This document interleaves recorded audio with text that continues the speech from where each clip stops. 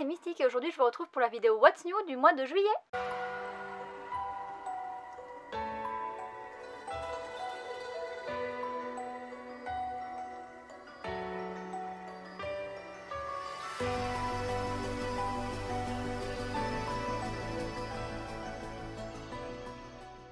Après mon haul qui clôturait mon mois de juin, je vous retrouve aujourd'hui pour ma première vidéo du mois de juillet. Et comme d'habitude, je vous retrouve avec une vidéo What's New qui me permet de présenter les nouveautés qui vont sortir en manga ce mois-ci et qui m'intéressent. Je tiens à repréciser que je parle uniquement des séries qui m'intéressent, donc il y a beaucoup d'autres nouveautés qui vont sortir au mois de juillet mais qui n'ont pas retenu mon attention et donc j'en parlerai pas ici. Et je ne parle pas non plus des séries en cours, je parle uniquement des nouveautés. Pour le mois de juillet, j'ai été surprise qu'il y ait aussi peu de sorties de nouveautés. Avec la Japan Expo, je m'attendais à ce qu'il y ait beaucoup de maisons d'édition qui sortent des nouveautés et en fait il n'y en a pas tellement et il n'y en a pas tellement qui ont retenu mon attention, donc cette fois-ci je vous parlerai de 13 bouquins différents. Pour commencer, je vais vous parler de deux livres qui ne sont pas des mangas mais qui parlent de la culture manga et les deux sont assez chers puisqu'il y en a un qui coûte 30 € et l'autre il me semble aux alentours de 19, donc c'est quand même pas donné, mais quand on est passionné de manga et qu'on a envie d'en apprendre plus sur la culture, eh bien on ne compte pas son argent. Le premier va être publié chez Inis, c'est celui qui coûte 30 € et ça s'appelle Histoire du manga moderne et il s'agit d'une réédition puisque moi j'ai la première édition, il y a eu une deuxième édition et là on en est à la troisième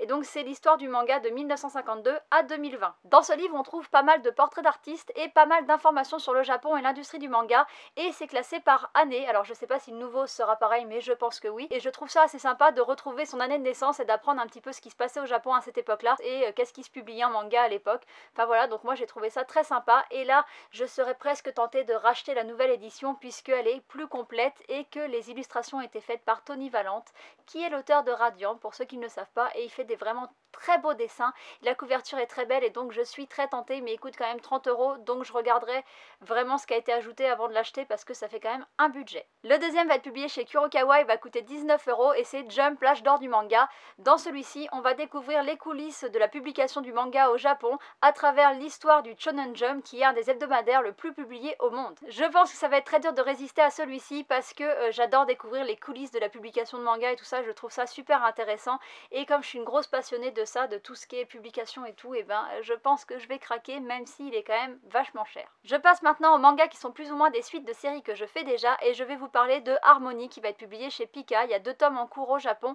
et c'est un seinen. Si je classe ce manga dans cette série, c'est parce que c'est la dernière adaptation des œuvres de Ito Project, donc on a eu The Empire of Corpse et Genocidal Organ et donc là on va avoir Harmony. Cette fois-ci l'histoire se passe dans le futur dans une société idéale appelée Utopia où tout paraît idyllique mais comme souvent quand tout a l'air parfait, quand on gratte un petit peu la surface, on découvre des choses qui ne sont pas terribles et dans cette société, 3 jeunes filles vont essayer de se rebeller contre cette société qu'elles trouvent trop formatée où tout le monde est pareil. Elles vont pour ça entamer une grève de la faim mais ça ne va pas suffire et on va retrouver des années plus tard l'une d'entre elles qui va devoir enquêter sur un fait très étrange dans cette société idéale, un suicide de masse. J'ai pas trouvé beaucoup plus d'informations et je n'ai pas non plus cherché beaucoup parce que je sais qu'il existe un film d'animation et aussi j'aurais pu lire des critiques du roman si j'avais envie d'en savoir plus, mais j'ai envie de me garder la surprise parce que j'ai vraiment adoré les 2 précédents mangas et donc j'ai envie de me garder ce petit suspense pour découvrir cette histoire que je vais forcément acheter. Je passe maintenant aux séries que j'ai reçues en avance et dont j'ai lu le premier tome et je vais vous parler de La Voix du Tablier qui est publié chez Kana. La série est en cours avec 3 tomes et c'est un seinen. Ce manga nous raconte l'histoire de Tatsu l'Immortel, un célèbre yakuza très réputé dans ce milieu.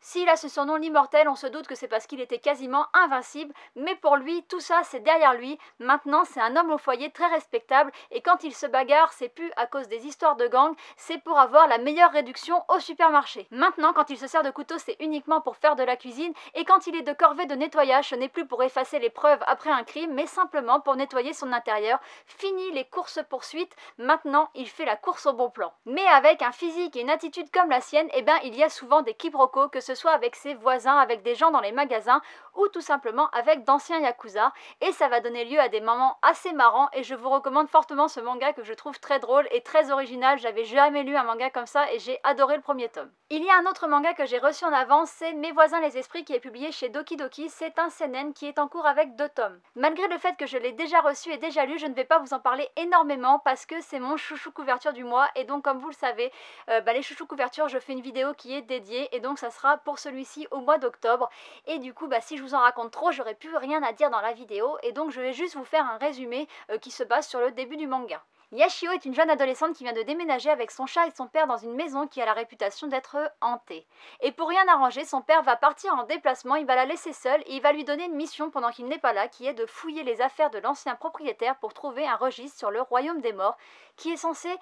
donner plus d'informations à la jeune fille sur la disparition de sa mère. Et très vite, elle va se rendre compte, Yashio, qu'il se passe des choses très mystérieuses dans cette maison et je vous en dirai pas plus. La couverture du manga est vraiment très belle, c'est d'ailleurs pour ça que c'est mon chouchou couverture et ça fait beaucoup penser à l'univers de Miyazaki et c'est assumé, il y a beaucoup de références à Princesse Mononoke, au voyage de Shiro à l'intérieur et ça fait que renforcer mon amour pour ce tome 1, mais je vous en dis pas plus, je vous laisserai regarder ma vidéo au mois d'octobre. Je continue les mangas dont j'ai lu un extrait et je vais vous parler de From a End qui est un seinen publié chez Kana dans la collection d'Arcana. La série est terminée en 3 tomes et c'est pour public averti. Ce manga nous raconte l'histoire de Ryu, une jeune enseignante qui vient d'arriver dans un nouveau lycée à un nouveau poste et en tant qu'enseignante, elle s'est donné 2 missions. La première, prendre autant de plaisir que ses élèves et la deuxième, toujours épauler ses élèves du mieux possible. On se doute que si elle s'est donné ces 2 missions, c'est en lien avec son histoire à elle et son adolescence, mais au début on ne sait pas exactement pourquoi. Tout ce qu'on sait c'est que c'est une prof très investie dans son métier et qu'elle s'entend bien quasiment avec tous ses élèves, sauf un qui lui aussi s'appelle Ryu et qui est un élève très solitaire, mais elle va pas lâcher l'affaire, elle va essayer de creuser, de savoir pourquoi il est toujours à part, et au moment où elle va en apprendre plus sur la vie privée de cet élève, elle va être plongée dans son enfer à elle, puisque la personne qui rend Ryu si solitaire et si malheureux, eh bien c'est exactement la même personne qui lui faisait du mal à elle pendant son adolescence, et je vous en dirai pas plus, mais si ce manga il est pour public averti, il y a une bonne raison, c'est que les choses qui rendent malheureuses ces 2 personnes sont vraiment horribles, et du coup, si c'est pour public averti, si vous êtes très jeune, il ne faut pas lire ce manga, mais moi, l'extrait m'a beaucoup intéressée, et j'ai envie d'en savoir plus, j'ai envie de voir comment cette histoire va finir, c'est une histoire courte, et je pense que ça peut être très intéressant, et ça m'a beaucoup intriguée, et donc je pense que je me la jetterai. Le deuxième dont j'ai lu un extrait, c'est Tsugumi Project, un seinen qui va être publié chez Kiun, et il y a un seul tome en cours pour l'instant. Ce manga, il se passe dans un monde où le Japon a été dévasté par une guerre nucléaire il y a 260 ans, et sur ces terres dévastées va être envoyée une unité d'élite composée uniquement de condamnés à mort qui est chargée de retrouver des informations ou même l'arme nucléaire qui a servi à détruire le pays. Le groupe de condamnés a 1 an pour trouver des informations ou trouver l'arme, et ceux qui auront des informations ou qui auront carrément trouvé l'arme, eh bien verront leur condamnation effacée. Le personnage principal de l'histoire s'appelle Léon, il a été condamné pour espionnage et il fait partie de ce voyage, et en arrivant au Japon, il va très vite rencontrer les nouveaux habitants qui n'ont plus rien d'humain, excepté une jeune fille avec d'étranges pattes de volatile qui a l'air d'avoir des pouvoirs un petit peu surnaturels, et on n'en sait pas plus dans l'extrait, mais c'est très intriguant, les dessins sont très beaux, il y a des pages couleurs dans l'extrait que j'ai lu qui sont vraiment magnifiques,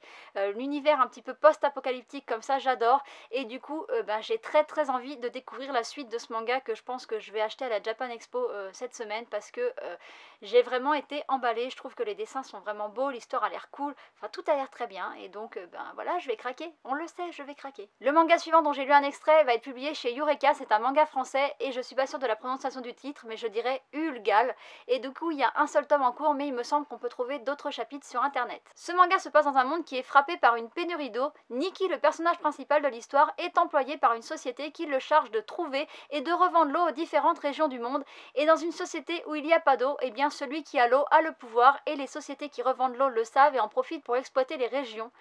Et on n'en sait pas plus dans ce que j'ai lu, mais ça m'a beaucoup intriguée, j'ai trouvé que les dessins étaient assez sympas, et j'ai très envie de savoir plus ce qui va se passer avec cette pénurie d'eau. Je trouve que c'est un thème vraiment intéressant, puisque on sait que peut-être un jour, eh bien, il y aura une pénurie d'eau douce sur Terre, et donc du coup, ça peut être très intéressant de voir comment c'est traité, et du coup, je m'y intéresserai. En plus, Eureka, c'est une toute petite maison d'édition, donc si on peut les aider, eh bien, il faut s'intéresser à leur petit manga. Il me reste un manga à vous présenter dont j'ai lu un extrait, ça s'appelle Teacher Killer, ça va être publié chez Soleil Manga, il y a 4 tomes en cours et c'est un shonen. Ce manga nous raconte l'histoire de Riko, une jeune fille dont les parents ont été assassinés, mais qui en apparence reste très studieuse puisqu'elle suit même des cours du soir particuliers avec un des enseignants de son école. Mais sous ces apparences, eh bien, il se cache une réalité beaucoup plus sombre puisque son prof ne lui donne pas des cours de biologie mais des cours pour apprendre à tuer, puisque son prof est un serial killer qui tue les serial killers. Donc c'est un petit peu un Dexter et il lui apprend à tuer puisque elle veut se venger de la personne qui a tué ses parents et en l'occurrence, eh bien cette personne c'est son enseignant. J'étais très intriguée par le résumé de ce manga et maintenant que j'ai trouvé et lu un extrait, eh bien j'ai qu'une envie, c'est d'avoir le tome 1 dans les mains et j'ai même envie d'avoir toute la série,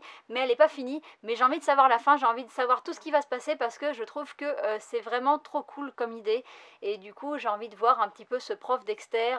ce serial killer qui tue d'autres serial killers, j'ai envie de voir comment il va lui apprendre à tuer, j'ai envie de voir si le prof sait qu'elle a prévu de le tuer lui, enfin voilà, j'ai envie de savoir pourquoi il a tué sa famille, j'ai envie de savoir vachement de trucs et du coup bah voilà, j'ai très envie de le lire et c'est pareil, celui-ci je suis quasiment sûre de le prendre. J'ai fini de vous présenter les mangas dont j'ai lu un extrait, je vais passer maintenant au manga où je me suis fait un avis seulement avec la couverture et le résumé parce que j'ai pas trouvé d'extrait ou d'informations supplémentaires. Je vous en présente 4 ce mois-ci et je vais commencer par Balzar, la guerre dans le sang qui va être publié chez Meian. C'est un seinen qui est en cours avec 11 tomes. Ce manga nous raconte l'histoire d'un commandant de l'armée qui va être envoyé dans un pays allié pour aller faire une formation dans une école militaire et il va très vite se rendre compte que les élèves de cette école n'ont jamais connu la guerre, ils ont toujours été en paix et du coup ils ne sont pas forcément réceptifs à son discours. L'histoire a l'air cool et le dessin a l'air vraiment très beau, la couverture du tome 1 est vraiment sublime, ça aurait presque pu être un chouchou couverture mais il ne peut y en avoir qu'un et du coup ce n'est pas celui-ci mais je vais m'y intéresser fortement depuis que Meian a annoncé la sortie de ce manga,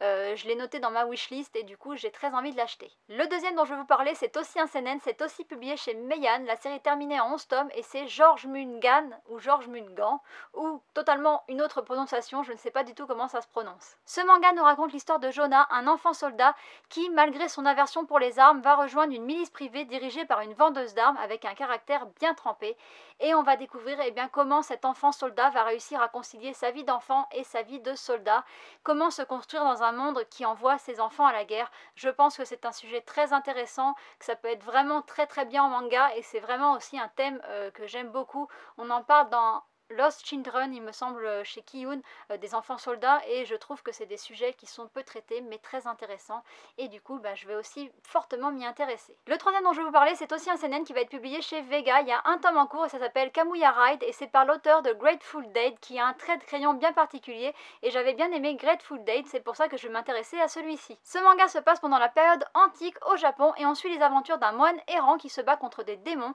et il a un pouvoir particulier, il se trimballe toujours avec des petites figurines de glaise sur lui et grâce à son pouvoir il peut prendre les armes et les armures de ses figurines, ce qui l'aide bien dans ses combats. Il va un jour pendant un combat sauver une jeune fille qui va devenir sa disciple. On n'en sait pas beaucoup plus dans le résumé mais comme je vous l'ai dit j'ai beaucoup aimé Grateful Dead et donc je vais m'intéresser à celui-ci aussi. Le dernier dont je vais vous parler aujourd'hui c'est Helvetica, c'est un seinen qui va être publié chez Kurokawa et la série est terminée en 4 tomes. Le résumé ne nous donne pas beaucoup d'informations, on sait juste qu'il va y avoir un homme qui s'appelle Asahi qui va voir un jour frapper à sa porte une jeune fille mystérieuse accompagnée de son chat noir et cette fille a une caractéristique particulière, elle a une aversion pour les hommes. On sait qu'ensemble ils vont devoir s'allier pour aider les plus faibles à vaincre les plus forts et on n'en sait pas plus. Je pense que si Kurokawa avait voulu faire un résumé plus mystérieux, il n'y serait pas arrivé parce que c'est vraiment très flou comme histoire. Mais comme la couverture est très jolie et que j'aime bien les choses mystérieuses, je vais m'y intéresser et je feuilleterai ce manga à la Japan Expo aussi pour savoir si en fait ça a l'air cool ou pas et de quoi parle finalement l'histoire. Et c'est sur ce manga mystérieux que je vais terminer ma vidéo puisque j'ai fini de vous présenter les nouveautés qui m'intéressaient pour ce mois-ci. Comme d'habitude, n'hésitez pas à me dire en commentaire ce que vous avez repéré comme sortie et puis j'espère que ma vidéo vous aura été utile et je vous dis à bientôt pour une prochaine. Bye bye!